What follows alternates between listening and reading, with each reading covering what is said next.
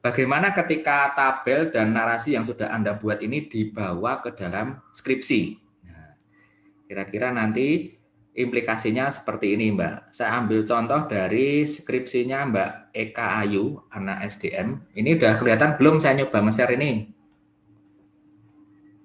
Sudah, Pak.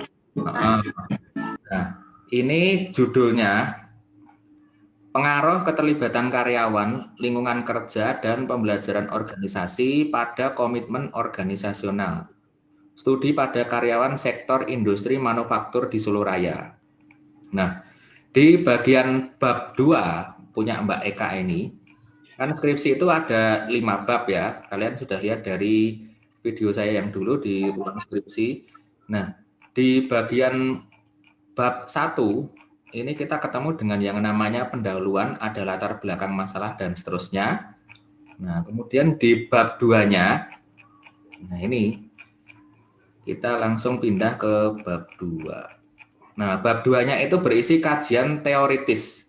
Ada yang namanya pengertian atau definisi dari masing-masing variabel yang diteliti, kemudian dibuat kesimpulannya. Nah, setelah itu ada yang namanya tabel posisi studi. Nah, ini yang kalian buat tadi itu masuknya di poin B atau subbab yang kedua setelah pembahasan definisi dan kesimpulan dari masing-masing variabel yang diteliti. Nah, posisi studi ini kalau di contohnya Mbak Eka ini dirinci mulai dari tahun 2015 sampai yang terakhir itu 2018. Nah, kebetulan ini acuannya adalah penelitian yang dilakukan oleh Rahmi dan Mulyadi 2018 ini. Variabelnya ada keterlibatan karyawan dan seterusnya. Kemudian ada mediasinya komitmen, variabel dependennya adalah komitmen organisasional, tidak ada mediasi dan moderasi. Kemudian studinya itu dilakukan di PT PLN Banda Aceh. Nah, kemudian untuk studinya Mbak Eka ini apa bedanya? Untuk variabel sama persis, tapi Anda lihat untuk yang bagian objek studinya. Ada studi yang dilakukan pada karyawan sektor industri manufaktur di Solo Raya. Nah, terus apa yang bisa kita tangkap dari tabel posisi studi ini? Kita bisa tahu bahwa ternyata studi yang dilakukan oleh Mbak Eka itu berbeda dengan studi sebelumnya dalam hal pemilihan objek penelitian. Nah, kalau yang sebelum Mbak Eka ini ada di mana saja? Ada yang dilakukan di karyawan PT PLN Banda Aceh. Ada yang dilakukan di guru TK dan SD Sekolah X di Jakarta Barat. Ada juga yang dilakukan di karyawan Universitas Negeri di Malaysia Utara. Ada juga yang dilakukan di karyawan General Director of Ports and Maritime di Provinsi Mazandaran, ini di luar negeri. Nah, ada 1, 2, 3, 4 studi terdahulu yang mendasari studinya Mbak Eka pada saat ini. Nah, kemudian kalau sudah dibuat tabel di sini, nah, maka apa yang kita lakukan selanjutnya? Kita buat yang namanya narasi seperti yang sudah saya contohkan tadi dan dimasukkan ke bab 1. Kita lihat di bab 1 untuk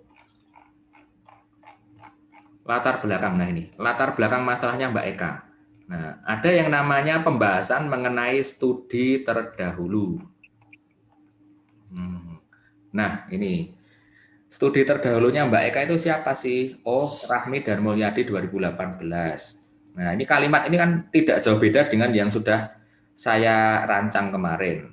Nah, penelitiannya siapa sih? Oh, ada Rahmi dan Mulyadi. Apa yang diuji variabelnya? Keterlibatan karyawan, budaya organisasi, kepemimpinan transformasional pada komitmen organisasional karyawan PT PLN Banda Aceh. Hasilnya seperti apa? Keterlibatan karyawan dan seterusnya berpengaruh positif pada komitmen organisasi. Nah, kemudian ada juga penelitian lain, Herjani dan Bernanto 2018, yang menguji pengaruh lingkungan kerja, kepuasan kerja, dan seterusnya. Kemudian hasilnya seperti apa disampaikan. Ada juga Salarian 2015. Nah, ini nama-nama ini berasal dari tabel posisi studi yang sudah dibuat Mbak Eka tadi. Berarti tugas selanjutnya untuk Mbak Ovi, Mbak Mega, dan Mbak Isna adalah meletakkan apa yang sudah Anda susun di posisi studi ini ke dalam bab 1 dalam bentuk uraian atau deskripsi seperti punya Mbak Eka ini.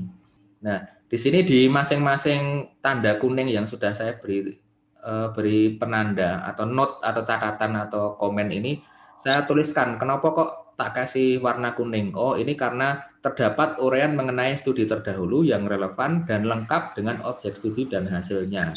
Nah, nanti berarti kalau kalian sudah bisa membuat posisi studi seperti ini dengan uraian yang lengkap dari studi tahun berapa, kemudian sampai yang terakhir punya di artikel utama kalian itu tahun berapa, itu nanti bisa dimasukkan di latar belakang. Jadinya nanti seperti ini. Kemudian setelah studi terdahulu itu disampaikan semua, baru kita menentukan posisi studi saat ini. Disebutkan penelitian ini merupakan replikasi dari penelitian yang dilakukan oleh Hanayasa 2016. Jadi replikasi itu kan tiruan ya. Replika itu loh, asal katanya mereplikasi itu dari replika. Replika itu tiruan. Apa yang ditiru? Tiruan dari studi terdahulu. Yang kita tiru adalah hubungan antar variabel yang dikonsepkan. Nah, terus apa yang membedakan objek studi yang kita pilih? Nah, makanya tadi di tabel studinya Mbak Eka yang saya jelaskan di awal tadi, posisi studinya dijelaskan. Iki loh, aku meneliti yang manufaktur. Nah, terus apa bedanya karo sing ben? Kalau yang dulu itu dilakukan di PT ini, kemudian ada juga yang dilakukan di sekolah ini, ada yang dilakukan di sini. Itu semua apa? Dengan yang saya lakukan saat ini. Kalau sekarang saya melakukan di manufaktur di Solo Raya, dan itu belum pernah dilakukan pada studi sebelumnya. Nah, itu yang disebut dengan replikasi studi. Nah, ini salah satu poin lebih yang ada pada skripsi ini adalah yaitu menyebutkan kenapa sih kok kamu melakukan replikasi studinya Hanayasa 2016 ini. Alasan karena enak banget ini nanti. Karena apa? Ketika nantinya Anda ujian skripsi, salah satu pertanyaan yang pasti akan diulang-ulang itu terkait dengan artikel utama yang Anda pilih. Nah, kenapa kok Anda memilih artikel itu di antara banyak sekali artikel yang ada di internet?